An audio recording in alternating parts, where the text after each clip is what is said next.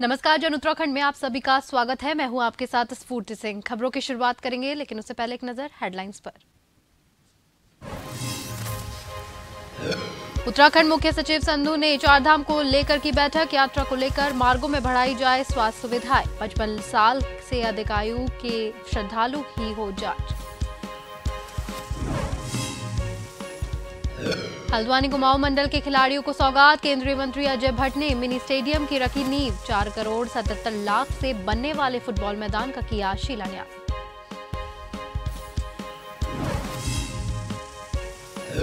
CM Dhami पर विपक्षी विधायकों की उपेक्षा का लगा आरोप। करण महारा ने कहा कि बद्रीनाथ विधायक राजेंद्र भंडारी को विकास कार्यों की समीक्षा बैठक में नहीं बुलाया।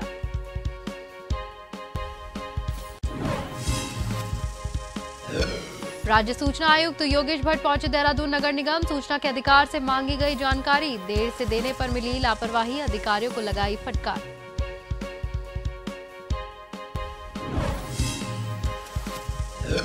और होली से पूर्व उत्तराखंड के बाजार रंगों से सजे। जोशीमठ का मार्केट ग्राहकों की कर रहा इंतजार। भूदसाव के चलते बाजार पर पड़ा फर्क, दुकानदारों की नहीं होती बिक्री।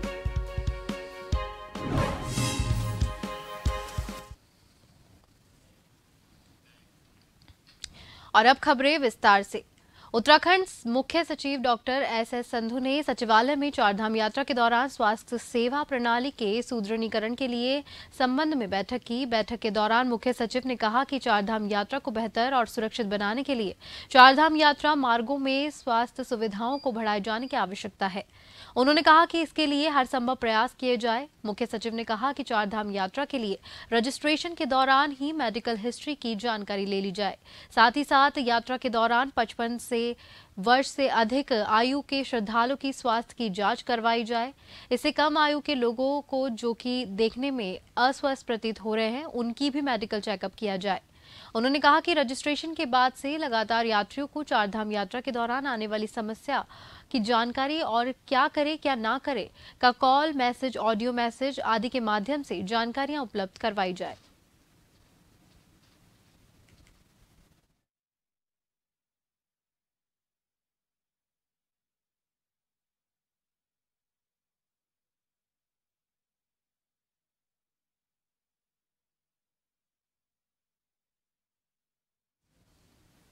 राज्य सूचना आयुक्त योगेश भट्ट अचानक नगर निगम देहरादून निरीक्षण करने पहुंचे। दरअसल नगर निगम में सूचना के अधिकार से मांगी गई जानकारी देर से देने और कई जानकारियों को लेकर लापरवाही की लगातार शिकायतें मिल रही थी, जिसके बाद ये निरीक्षण किया गया। निरीक्षण में नगर निगम की खामियां देखने को मिली, जहां रिकॉर्ड रूम में हाल ही में फाइल चोरी होने पर भी सूचना आयुक्त भट्ट ने नाराजगी जताई। वहीं सूचना के अधिकारी के मैनुअल न मिलने पर अधिकारियों को फटकार लगाकर 5 महीने में इसको मेंटेन करने के भी निर्देश दिए।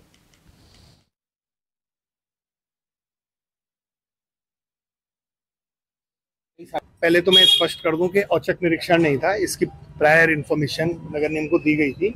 और आने का मकसद हमारा ये है यहाँ पर, क्योंकि पब्लिक डीलिंग डिपार्टमेंट का ये पब्लिक डीलिंग इंस्टीट्यूशन है और यहाँ से जनता की अपेक्षाएं ज़्यादा होती हैं। तो जो सूचना का अधिकार जनता के पास एक, जिसको हम करें अचूक हथियार है, खास करके डेमोक्रेसी के लिए, तो वो मजबूत हो और उसमें लोग जागरूक हों और जो विभाग है उसमें उसके प्रति जो है जागरूकता बनी रहे।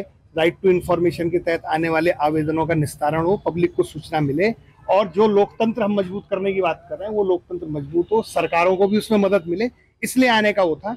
आरटीआई के संबंध में कोविड के समय की काफी पेंडिंग एप्लीकेशंस हमारे यहाँ पे एकत्रित हो गई थी, इनका लगातार निस्तारण किया जा रहा है और ऐसे ही कई सारे मैटर जो है अपील में भी आयोग तक गए थे।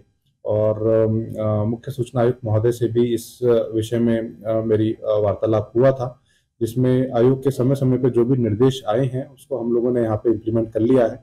और आयोग की निर्देश अनुसार एक पीआईओ एवं एक अपीलीय अधिकारी का भी व्यवस्था बनाते हुए चीज़ों को स्ट्रीमलाइन कर लिया गया है। हमारा प्रयास यही है कि जो भी सूचना के अधिकार के अंतर्गत सूचना लोगों द्वारा मांगी जाती है वो समय तक उनको मिले और सेटिस्फैक्टरी रूप से मिले।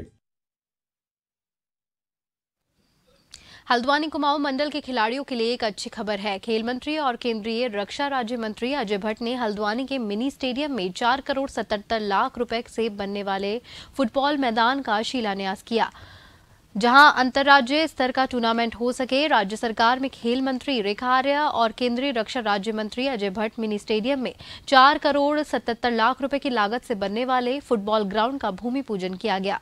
इस दौरान केंद्रीय राज्य रक्षा मंत्री अजय भट्ट हल्द्वानी में जोगिंदर रौतेला समेत भाजपा के तमाम बड़े पदाधिकारी भी मौजूद रहे।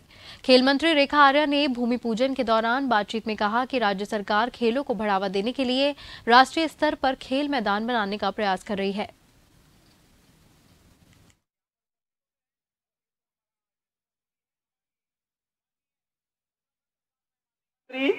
खिलाड़ी हों चाहे हमारे नैनीताल वासी हों, सभी को बहुत बधाई है। इस खेल मैदान से, इस फुटबॉल के मैदान से मैं समझती हूँ हमारे बच्चों के लिए बहुत ही उपयोगी होगा। बहुत ही साधारण बच्चे भी यहाँ आके जो है अपनी प्रैक्टिस कर सकते हैं और इस धनराशि के साथ में, जो कि मैं समझती हूँ कि शायद हम लोग दिसंबर तक का हमारा लक्ष्य है कि दिसंबर तक में हम इसको पूर्ण कर लेंगे। मैं मानती हूँ कि उससे पहले ही हमारा लक्ष्य रहेगा कि बहुत जल्द जो है माननीय मंत्री जी के साथ में हम इसको लोकार्पण करने के लिए भी यहाँ पर आएंगे। 4 करोड़ 77 लाख और 39,000, ये छोटी रकम नहीं है।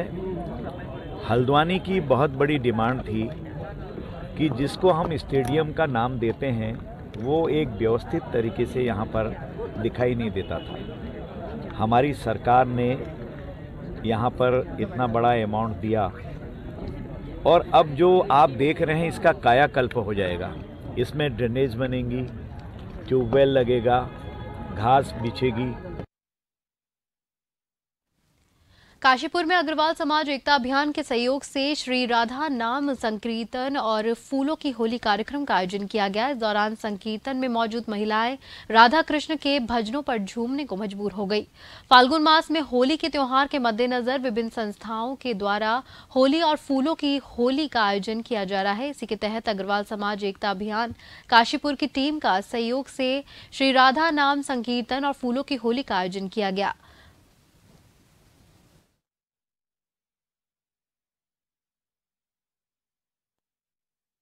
ये फागुन मास में होली उत्सव का आयोजन किया है। आज ही काशी है रंगभरी, तो सारे भक्तजनों ने काशी का आनंद लिया है। बिहारी जी के रंग में रंगे हैं सबके। मुझे लगता है कि कम से कम 100 से आसपास तो है संख्याएं हमारे यहाँ पे मंडल में, और सबने इतना आनंद लिया है कि किसी के पास शब्द नहीं है। और बिहारी जी के रंग में, श्याम जी के रंग में, और हम अग्रवाल समाज एकता अभियान के जरिए, राष्ट्रीय सचिव सुरभि अग्रवाल बोल रही हूँ, जिन्होंने इस अभियान के जरिए इस कार्यक्रम को किया है। और हमारी एक काशी कमेटी ने भी हमारा सहयोग दिया है, जिसमें हमारी सुरेखा भाभी और ज्योति दीदी, पूजा भाभी, मुस्कान और हमारी पद अधिकारी पूजा, सपना, सुरभि और दिव्यांशी आदि ने हमारा सहयोग किया है।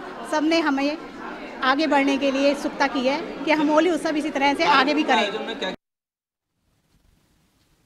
उत्तराखंड कांग्रेस ने मुख्यमंत्री पुष्कर सिंह धामी पर विपक्षी विधायकों की उपेक्षा का आरोप लगाया है। उन्होंने कहा है कि विगत दिवस थोड़ी लोकसभा क्षेत्र में सभी विधानसभाओं की मुख्यमंत्री सिंह धामी ने विकास कार्यों को लेकर समीक्षा की। इस दौरान बद्रीनाथ विधानसभा क्षेत्र से कांग्रेस के विधायक राजेंद्र भंडारी को इस समीक्षा बैठक में नहीं बुलाया गया, जिसको लेकर उत्तराखंड कांग्रेस प्रदेश अध्यक्ष करण माहरा ने नाराजगी जताई है। उन्होंने कहा है कि बद्रीनाथ विधायक राजेंद्र भंडारी को विकास कार्यों की समीक्षा बैठक में मुख्यमंत्री और शासन द्वारा न बुलाए जाने का हमको खेद है और खेदजनक है, और क्षेत्र की जनता का अपमान ये कहा गया।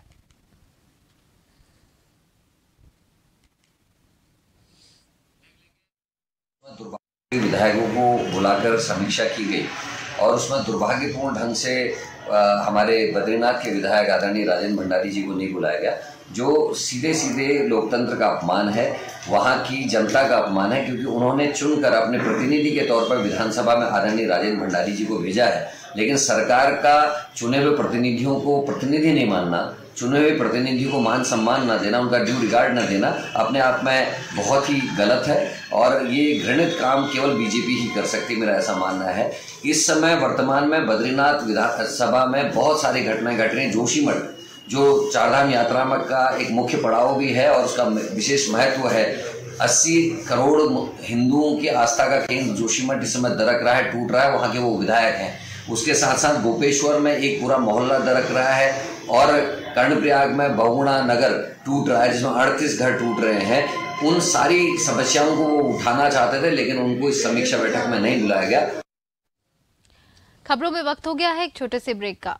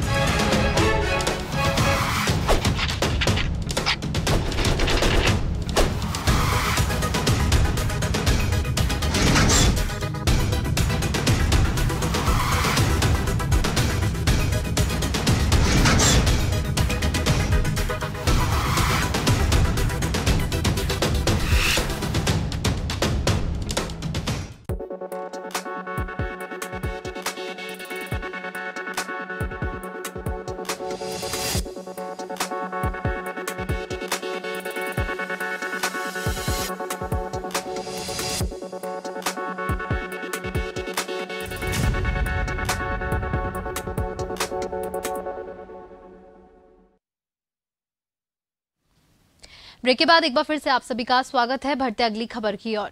लक्सर में इस बार होली के त्योहार को बहुत ही धूमधाम से मनाया जाएगा। बच्चों से लेकर बड़े लोगों तक सभी में खासा उत्साह देखने को मिल रहा है।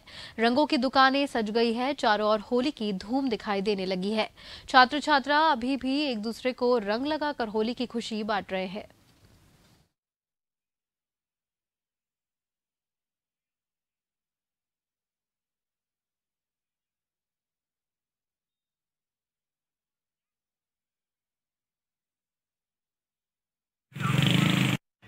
अब की बार थोड़ा सुधार दिखाई दे रहा है। पहले कोरोना की वजह से जो 2 साल थोड़ा हल्का रहा, अब के देखते हैं कैसा रहता है। सुधार तो है, वैसे पहले के जो मुकाबले बेहतर है। 2-3 साल से जो पहले बहुत मंदा रहा, उसके मुकाबले वो जो बेहतर है। वो आइटम आई हुई है और कई तरह की पिचकारी आई हुई है, जैसे कि विवाह फौजी बनाई है और बढ़िया कलर वाली पिचकारी आई हुई बहुत। सितारगंज, जहां उत्तराखंड के पूर्व मुख्यमंत्री और महाराष्ट्र के पूर्व राज्यपाल भगत सिंह कोश्यारी द्वारा सितारगंज की शहीद स्मारक पार्क पर पहुंचकर शहीदों को पुष्प चक्र चढ़ाकर नमन किया गया और मीडिया से रूबरू होते हुए उन्होंने बताया कि मैं राज्यपाल के पद से मुक्त होकर अपनी जन्मभूमि और कर्मभूमि उत्तराखंड में पहुंचा हूं और उत्तराखंड में पहुंचकर उत्तराखंड के शहीदों को कल्पना के अनुसार उत्तराखंड राज्य को विकसित करने में अपना सहयोग प्रदान करूंगा। साथ ही साथ उन्होंने कहा कि मोदी जी का जो सपना है उत्तराखंड को शहीदों को सपने को साकार करने का, मोदी के सपने को साकार करने में अपना पूर्ण सहयोग करूंगा। उन्होंने उत्तराखंड को शहीदों के सपने जिस प्रकार के रहे उत्तराखंड को मनाने में अहम भूमिका निभाऊंगा।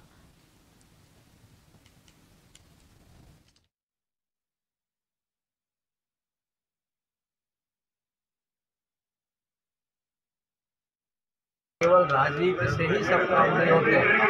राजनीति के अलावा समाज में एक रचनात्मक काम है, उत्तराखंड को आत्मनिर्भर बनाना है। प्रधानमंत्री मोदी जी, मुख्यमंत्री अभी भी अपनी ओर से प्रयत्न कर रहे हैं।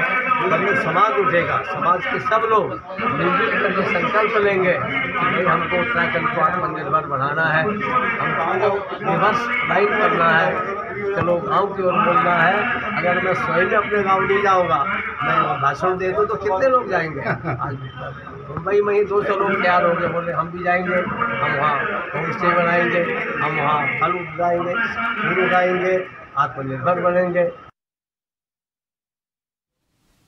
उत्तराखंड के डीजीपी ने मंगलौर कोतवाली का निरीक्षण किया। डीजीपी अशोक कुमार ने बहुत गहनता के साथ में निरीक्षण कर सभी दस्तावेज सभी को खंगाले और इन्हें देखकर उन्होंने सब कुछ सही पाया।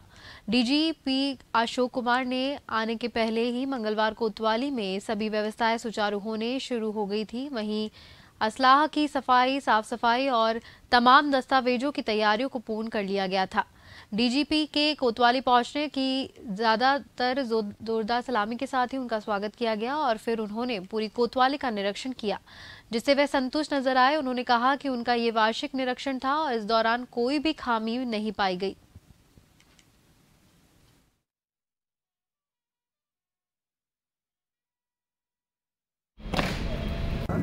वार्षिक निरीक्षण किया और इनका जो कैंपस है, भवन है, बैरक्स हैं, माल खाना है, ऑफिस है, महिला हेल्प डेस्क है, वो सब जवानों का मेस है, उस सब को क्लोजली बारीकी से उसका निरीक्षण किया। और साल भर में थाने में जितना अपराध हुआ है, जितनी दुर्घटनाएं हुई हैं, उन सब के बारे में भी क्रिमिनल्स का हर एक का विस्तार से एनालिसिस किया। ओवरऑल कुल मिलाकर के थाने की कार्यप्रणाली बहुत अच्छी पाई गई, बहुत अच्छा काम यहाँ पे हुआ है। अपराध भी ओवरऑल बहुत कम है, विशेषकर हत्या में बहुत बड़ी कमी है। 2021 में 10 हत्याएँ थी, 22 में 3 है। जो भवनों का रखरखाव अच्छा है, कार्यालय भी अच्छे से चल रहा है, सब कुछ रिकॉर्ड बहुत अच्छा मेंटेन किया गया है। हरिद्वार के मुख्य विकास अधिकारी प्रतीक जैन को विभिन्न माध्यमों से नंदा गौरा योजना के प्रथम और द्वितीय चरण के अंतर्गत आवेदनकर्ताओं द्वारा फर्जी आय प्रमाण पत्र संकलन कर योजना में फर्जी तरीके से लाभ प्राप्त करने की शिकायतें प्राप्त हो रही थी। इनका संज्ञान लेते हुए विकास अधिकारी प्रतीक जैन ने जिला कार्यक्रम अधिकारी को आय प्रमाण पत्र की गहनता से जांच कर रिपोर्ट प्रस्तुत करने के निर्देश दिए थे। मुख्य विकास अधिकारी शनिवार को विकास भवन रोशनाबाद में जिला कार्यक्रम अधिकारी सुलेखा संगलन के आय प्रमाण पत्रों की जांच के लिए दिए गए निर्देशों के क्रम में जांचोपरांत अपनी रिपोर्ट सौंपी, जिसमें यह तथ्य सामने आया कि महिला सशक्तिकरण और बाल विकास विभाग में वित्तीय वर्ष 2022-23 में नंदा गौरा योजना के अंतर्गत जनपद में प्रथम चरण बालिका के जन्म पर कुल 1328 आवेदन पत्र प्राप्त हुए, जिनमें प्रमाण पत्रों की गहराई से जांच की गई तो पाया गया कि उनमें से 70 आवेदन पत्र ऐसे थे जो आय प्रमाण पत्र की दृष्टि से फर्जी पाए गए।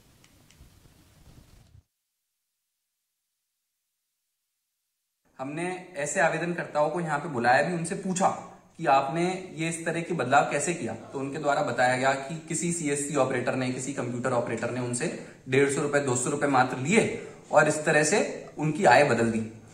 तो ये एक बहुत ही संगीन मामला है, गंभीर मामला है। तो जिसने एप्लीकेशन की है उसके खिलाफ तो हम एफआईआर करेंगे ही, उसमें फॉर्जरी की एफआईआर करेंगे, 420 का केस दर्ज करेंगे, सरकारी डॉक्यूमेंट्स में हेराफेरी का केस दर्ज करेंगे। कोई भी सरकारी योजना का जो भी लाभ लेते हैं, जैसे समाज कल्याण में भी बहुत सारे लोग पेंशन के लिए अप्लाई करते हैं, आवेदन करते हैं, वहां पे भी इसी तरह के बहुत सारे प्रमाण पत्र हैं जो लोगों को लगाने होते हैं। तो उसको भी बहुत अच्छे से गंभीरता से एक बार फिर से वेरीफाई किया जाएगा। तो ऐसी गलत चीज में ना फंसे। अगर आप किसी भी तरह से डॉक्यूमेंट में हेराफेरी करके सरकारी स्कीम का लाभ लेना चाहते हैं तो आप फंस सकते हैं। आपदा एवं राजकीय कार्यों के त्वरित संपादन को लेकर पटवारियों को शासन स्तर से मोटरसाइकिल वितरित की गई। शनिवार को कलेक्टर परिसर में गंगोत्री विधायक सुरेश चौहान ने जनपद की सभी तहसीलों के पटवारियों को आवंटित मोटरसाइकिलों को हरी झंडी दिखाकर रवाना किया। तहसील भटवाड़ी को 3 मोटरसाइकिल और 3, बडकोट को 4, पुरोला को 3, मोरी को 3 और जोशियाड़ा घोतत्री को एक कुल 21 मोटरसाइकिलों को रवाना किया गया।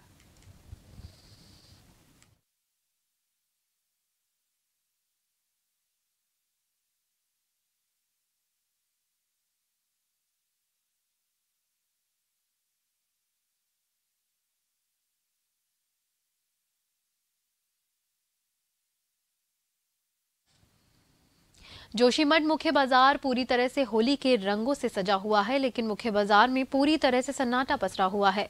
जी हां, हम बात कर रहे हैं जोशीमठ मुख्य बाजार की। जिस जोशीमठ मुख्य बाजार में होली से संबंधित दुकानें पूरी तरह से सज धज चुकी है। बता दें कि पहली बार जोशीमठ मुख्य बाजार में इस तरह से देखने को मिल रहा है कि जोशीमठ मुख्य बाजार में दूर दूर तक होली के रंग बिखरे दुकान सूनी सूनी दिखाई दे रही है। कारण है कि जोशीमठ भूदसाव के चलते जिसका असर सीधा सीधा जोशीमठ मुख्य बाजार पर भी पड़ना दिखाई दे रहा है। वहीं स्थानीय दुकानदारों का कहना है कि उन्होंने हजारों रुपयों का रंग बिरंगे रंग दुकान में सजाए हैं, लेकिन दुकानों में सुबह से ही शाम तक एक भी खरीदारी करने नहीं आया है। जोशीमठ में जब से आपदा आई है, बाजार की रौनक गायब हो रखी है। इस बार पूरा बाजार सज चुका है और 5 दिन केवल होली के रह चुके हैं। अभी तक बाजार में कोई रौनक नहीं आई। जो व्यापारी यहाँ पर हताश और निराश हो रखे हैं, अब उनको ये परेशानी उत्पन्न होने लग गई है कि जो माल लेकर आ रखे हैं हम, अब और व्यापारियों का पैसा कहाँ से हम वापस लौटाएं। मुख्य बाजार में होली का 2-3 दिन रह गए हैं और बाजार एकदम ठप है। हम तो हजारों का रंग ला रखे हैं, उस रंग में भी कोई अभी कुछ बिक ही नहीं रहा है। ये सारा आपदा दरारों के कारण जो है इस समय लोग यहाँ पे 60% तो वैसे भी लोग यहाँ पे प्रभावित हो गए हैं ही नहीं। और बाजार में अभी रंग का कोई वो सीन नहीं है और हम तो इतने का रंग ला रखे हैं कि यहाँ बोर्डिंग करनी मुश्किल हो गई। उत्तराखंड में हर साल त्योहारी सीजन में मिलावटखोरी के खिलाफ अभियान चलाया जाता है, जिसमें बड़े स्तर पर मिलावट के मामले सामने आते हैं। मुख्य रूप से देहरादून, हरिद्वार, नगर और नैनीताल में ही मामले पकड़े में आते हैं और राज्य में मिलावट दूध, दही, पनीर आदि मिलावटी सामान पश्चिमी उत्तर प्रदेश से आने के मामले पकड़े जाते हैं। कई बार ये बसों और प्राइवेट मिल्क वाहनों में पकड़ा जा चुका है। अधिकारियों की टीम गठित कर ब्राह्मण प्रदेशों से आपूर्ति हो रही है। खाद्य सामग्री जैसे कि दूध, मावा तेल, मसाले, नमकीन आदि के विशेष रूप से नमूना संग्रह करने के निर्देश दिए गए हैं।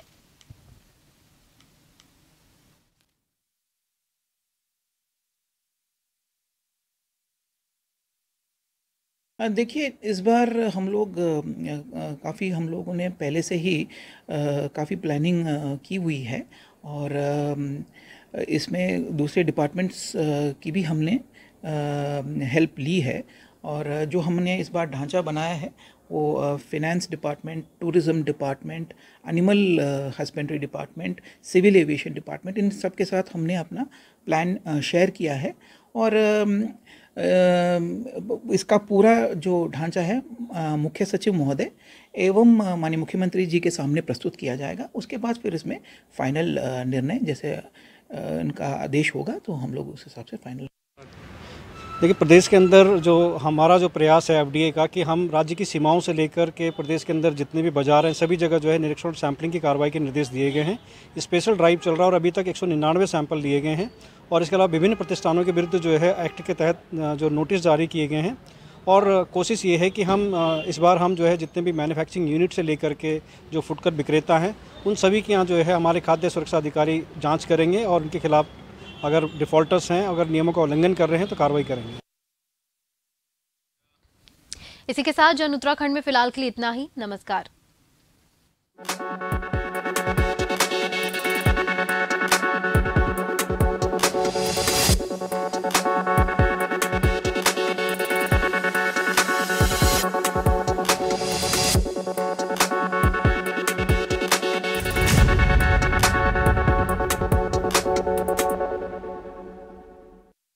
देखिए महिलाओं से जुड़े मुद्दों पर विशेष कार्यक्रम नारी हर शनिवार शाम 6 बजे सिर्फ जन टीवी पर।